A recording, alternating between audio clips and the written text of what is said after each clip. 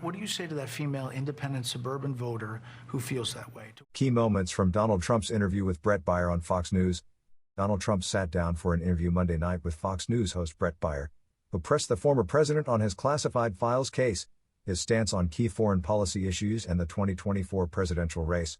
The interview comes less than a week after Trump, who is running again for president, pleaded not guilty to 37 charges in the Department of Justice, DOJ, case into whether he improperly stored classified documents at his Mar-a-Lago residence after leaving office in January 2021. The issue of these legal woes dominated the first part of the sit-down, with Trump maintaining his innocence in the case.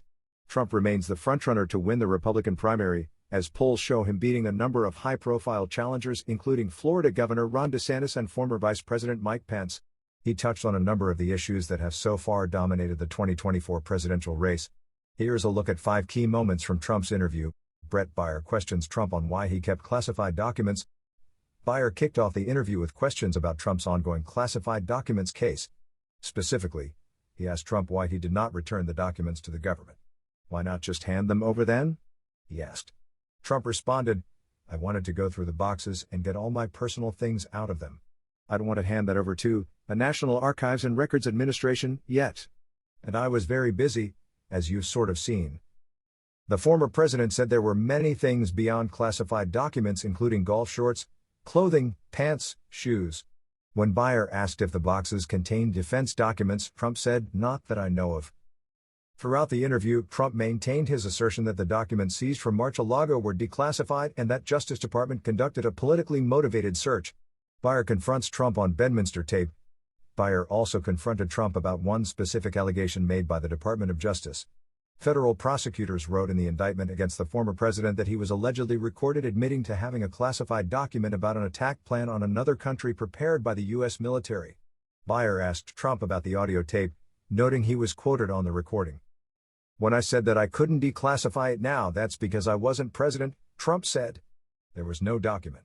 That was a massive amount of papers and everything else talking about Iran and other things. It may have been held up or may not, but that was not a document. I didn't have a document, per se. There was nothing to declassify. These were newspaper stories, magazine stories, and articles." Trump fact-checked on the 2020 election. Baier fact-checked Trump on the 2020 presidential election, which Trump has repeatedly claimed, without substantial evidence, was stolen from him by widespread voter fraud. He made a number of his fraud claims during the interview, including that people were stuffing the ballot boxes in response to a question about how he will win back independent, suburban women, a group that has shifted toward Democrats in recent election cycles. "You lost the 2020 election," Baier said, as Trump spoke over him, insisting that he won the election. "There were recounts in all the swing states. There was not significant widespread fraud. There were investigations of widespread corruption. There was not a sense of that. There were lawsuits, more than 50 of them, by your lawyers, some in front of judges you appointed, that came out with no evidence." The exchange was particularly notable after Fox News in April settled a lawsuit with Dominion Voting Systems, which accused the network of promoting unfounded claims that ballots cast through their voting machines were flipped from Trump to President Joe Biden, while privately acknowledging those claims were untrue. Trump admits John Bolton was pretty good. The former president also defended his hiring record while he was president when he was pressed about a number of former administration officials who have turned against him. He said that when he named some of his appointments, such as former Attorney General William Barr, who has become sharply critical of Trump, he was only involved in politics from the other side. He pledged to appoint strong people in his administration if elected again. But his remarks about former National Security Advisor John Bolton may have come as a surprise to many, as Bolton has also become a Trump critic. Earlier this month, Bolton took a jab at Trump by saying he had a constant fixation on trying to hold on to documents. "Actually, Bolton was good because every time I negotiated, people said, 'Oh, they've got this maniac here. He's going to go to war with us,'" Trump said. He was actually pretty good in a certain way.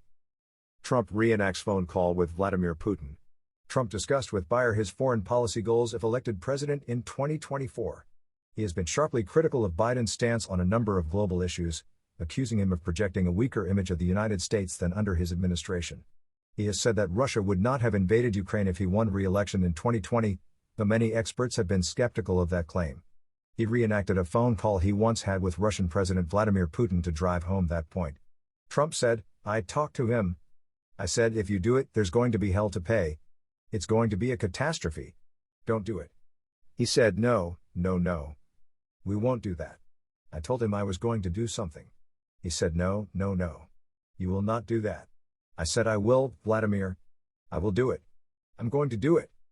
He said Putin only believed him 10%, but that 10% was all you needed to prevent the invasion. What do you say to that female independent suburban voter who feels that way, to win her back? First of all, I won in 2020 by a lot, okay? Let's get that straight. I won in 2020. You know that this, and if you look at all of the tapes, if you look at everything that you want to look at, you take a look at Truth to Vote, where they have people stuffing the ballot boxes on tapes, or Mr. President, let's go to recent. Well, wait a minute. Let's go to recent. FBI Twitter. Let's go to recent. The 51 agents, all corrupt stuff, Brett. Understand about the Hunter Biden, no, but all that's cheating fair on the things. election. But that's cheating on the election. You lost the 2020 election. Brett, you take a look at all of the stuffed ballots. You take a look at all of the things, including things like the 51 intelligence agents. There were recounts in all of the swing states. There was not significant widespread We're trying fraud. to get recounts, real There were recounts, not just numbers of votes widespread cast. corruption. There was not a sense of that. There were lawsuits, more than 50 of them, by your lawyers, some in front of Brett, are you judges that you appointed. Look at Wisconsin. That came out with no evidence. Wisconsin has practically admitted it was rigged.